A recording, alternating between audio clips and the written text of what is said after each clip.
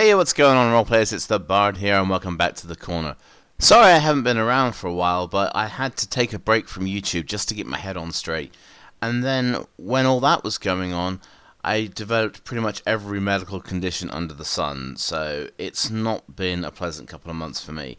Still, I don't want you guys to worry about that. I'm back now, and I'm making content again. So it's great to be back. And I've missed you guys, and I hope you've missed me too. Since you're no doubt celebrating the return of everyone's favourite Dark Elf Dirge Singer, what say we get on with this D&D 5e Bard class analysis?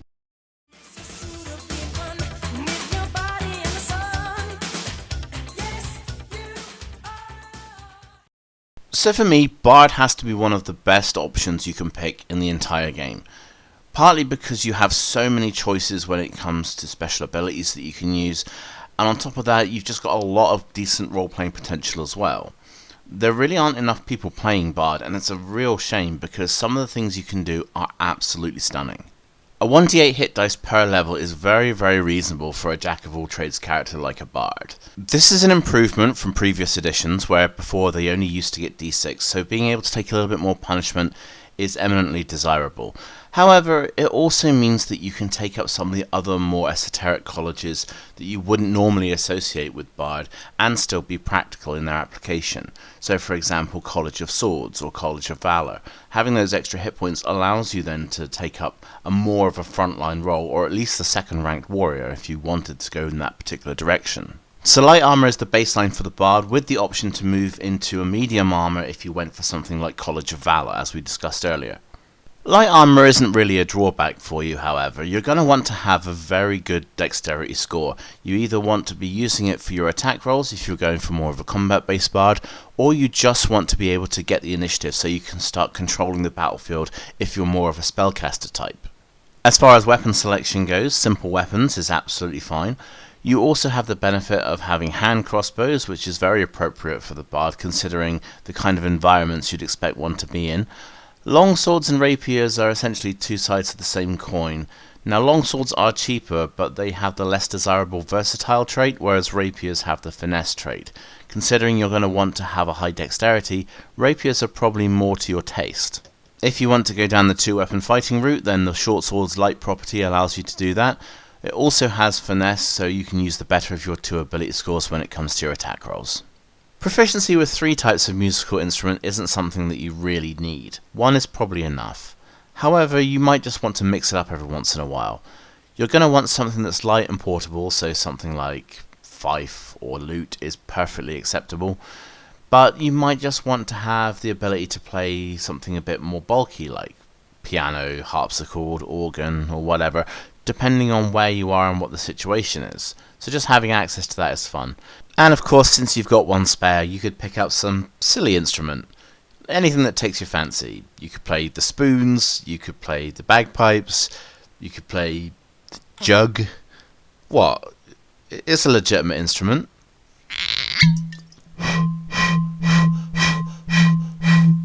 Maybe not. As far as your saving throws go, dexterity is an excellent one to have. Great for avoiding dragon's breath, fireballs, dungeon traps, whatever. Charisma is one that also appears more often than you would expect, and it's very appropriate considering the nature of the Bard. And finally, when it comes to skills, you're right in that sweet spot. You get to choose any 3 that you want, no matter where they come from. Most classes get access to 2, things like rogues they get 4, so having 3 and not having to pick from a specific set is really good. It allows you to be anything that you want to be. Couple that with the fact that you can still pick up extras from things like backgrounds and maybe some racial skills, then you've got a really good selection to build exactly the kind of character that you want.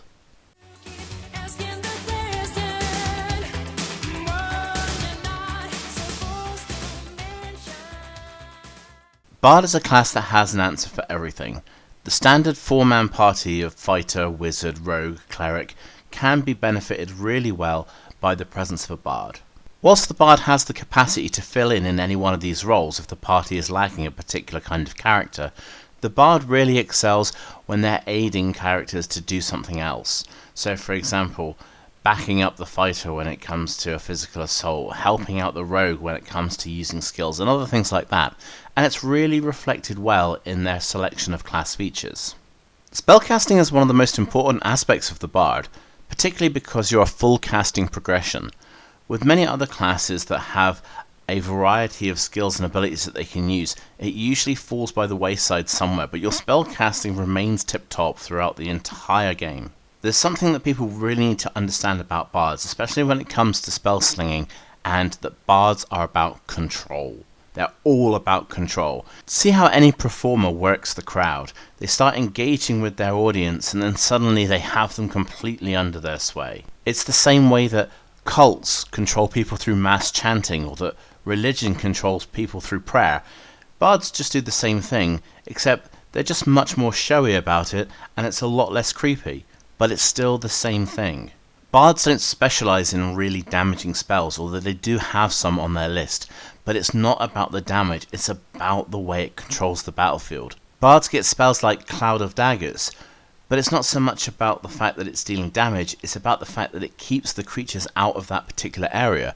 They get access to spells like Heat Metal, but it's again not so much about the damage, but more so that if you cast it on a weapon, it stops someone else from attacking you with said weapon. Bards also get access to things like Fear, which is great for controlling mass crowds, and they have Bestow Curse, which is absolutely phenomenal for getting people to do exactly the sort of thing you want. Bards also specialize in things like illusions and enchantments. They control the things that you see and hear. They control the way you behave.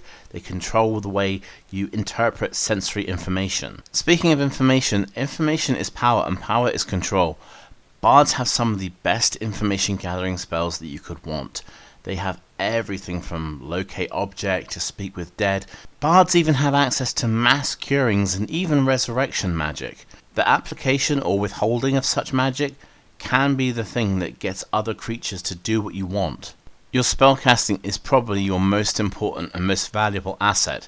Starting out with 4 spells known and topping out at 22 means that you have enough answers for enough scenarios, no matter what the DM might throw at you. Bardic Inspiration is where you start to really benefit the rest of your party. You get a d6 roll that you get to add to any other party member and give them a bonus on attack rolls, ability scores, saving throws. Furthermore, your bonuses are increasing at a very reasonable rate as you level up. For every 5 levels, you increase the die 1 step. So at level 5 you'll move up to d8s, at level 10 you move up to d10s, and at level 15 you move up to d12s. Giving you a lot of potential extra bonuses that you can apply to the rest of your party. You won't always have need of your bonus action for other things like spells or attacks, so in those situations where you don't need to use it for those, make sure you use your Bardic Inspiration. Don't be afraid to use it as much as you can. If you use up all of your Bardic Inspirations throughout the day, that's fine. Make sure you use them as much as you can, get as many different benefits onto your party as you can, and anything that you can do with your Bardic Inspiration that isn't coming off your limited total of spells per day is going to be for the better. Starting at level 2, you get half of your proficiency bonus rounded down to any ability check that you make that doesn't already include your proficiency bonus, which means that no matter what the situation is, you'll always get at least 1 extra point added on to whatever d20 roll you're making. As you get higher up, you'll start to gain an extra 2 or even 3. You're going to get some kind of bonus. The Jack of all trades ability helps you to be useful in more situations.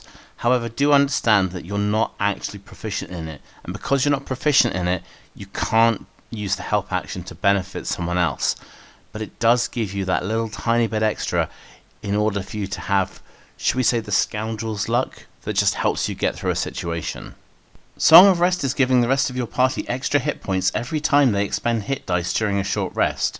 This is a free ability that works every time, so whenever your party is expending hit dice to gain additional hit points back, just let them know that they can get extra just from having you around. The important thing to recognize about this ability, however, is that it requires that the other players engage and do something in order to help themselves. And what you're doing is you're giving them a little bit of an edge. You're giving them a bonus. Most people want to be able to have the self-sufficiency to do things on their own, but having a little bit extra given to them as well is always going to be welcome. So it's not so much that you're doing any healing, it's that you're helping other people do their job better. At level 3 you get to choose your bardic college, but we're not going to go into that this video. That's going to be for part 2 where we cover all the bardic colleges. So instead we're just going to move straight on to expertise.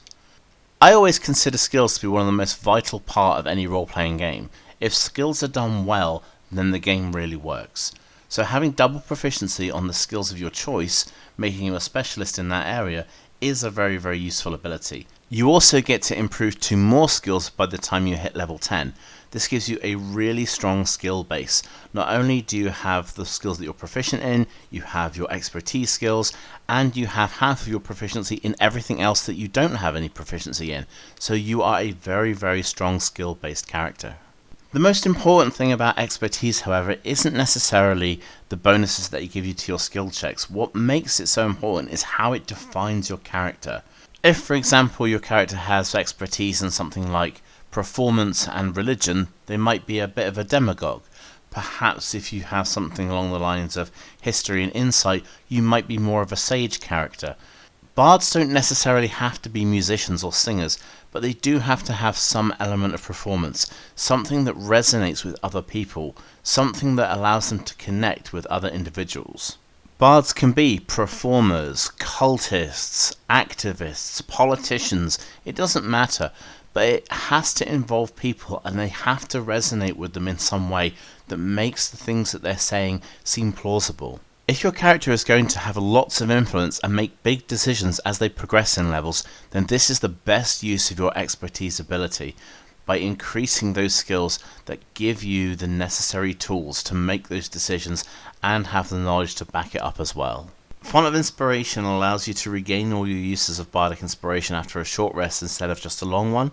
So again, as we've said before, you want to use them as often as is humanly possible. That way you're getting the most out of your character every single game. Because of the way 5th edition defines its conditions, Counter Charm is far more useful now than it has ever been. Counter Charm helps you get around the very obvious charm person. It also helps you get around spells like Fear. It can even break the hold of something like Dominate Person. So it's much more useful now than it was in previous editions. And because you can use it whenever you like, it's going to be that much more valuable to you. One of the most important things about this ability is that you also get that advantage on saving throws against charmed and frightened effects. If you have Counter Charm running and someone hits you with a spell like Fear, for example, you get an advantage on your saving throw, and as long as you make it, you can continue your counter song and the rest of the party will get advantage as well. At character level 10, 14 and 18, you get access to 2 more spells from any other class spell list. That's 2 5th level or lower spells, then 2 7th level or lower spells, and then 2 9th level or lower spells. What this essentially means is there is no spell within the entire game that your bard couldn't potentially have access to once they get to a high enough level. This is another one of those abilities that defines your character. By being able to take any spell you want from anywhere, your choice of spell reflects who you are as a character. Some really excellent choices for spells for your magical secrets are ones that only appear in one single spell list. So for example, something like Aura of Vitality is normally only available to the Paladin. It's a great backup healing spell that can really help take the pressure off your party's main healer. You can even get access to some of the most powerful spells in the game, things like anti-magic fields, meteor swarms, or even the game-changing Wish. Superior Inspiration is your ability at level 20. If you've used them all up and you get to an initiative and you haven't got any left, then you get 1 more use added on, which is okay, but it's not something that's amazing. It's not game breaking. To be honest, it's a little bit weak at this point in the game. However, I do feel that they are trying to suggest how important your bardic inspiration really is. At this point in the game, the bardic inspiration is adding anywhere between 1 to 12 points to either an attack roll, ability score, or saving throw, which is absolutely massive considering the sort of numbers that you're dealing with. Proficiency scores range from +2 at tier 1 all the way up to +6 at tier 5. So when you've got an ability like bardic inspiration, which can potentially add twice as much bonus on top of the proficiency that they already have, then you're talking about some ridiculous numbers.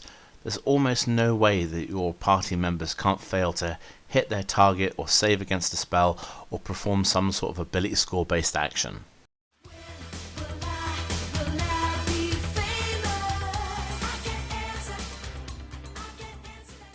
Finally, I would say that Bard is probably the most versatile of all of the classes in the entire game. You can essentially make it into anything you need to be without forcing you into any one specific route. The abilities are also incredibly balanced. There's enough there to give you the chance to shine yourself, while there's also enough there to help other people perform their roles adequately as well. So the Bard is a real team player. Bard, as one of their features suggests, are very much jack of all trade characters. They don't particularly excel at any one thing, although their spellcasting is probably their primary benefit. A bard can be a replacement for any character that is missing from a group. However, it usually requires some form of investment, usually in the form of feats or specific skills. Thanks for listening to part 1 of this Bard analysis. It's great to be back making videos again. I've missed the process of making videos, and I've missed the interaction I've had with all the great people who support the channel. If you like this video, please leave a thumbs up, or if you just want to help the channel grow, then again, please leave a like, because it really does help to promote the channel around YouTube. Also, if you have comments or suggestions, by all means stick them down below so that I can have a read. I do read all of them. If there's something you'd like to see from the channel next, be sure to put it down in a comment below, and subscribe if you haven't already done so. And with all that being said, I will see you guys next time at the gaming table.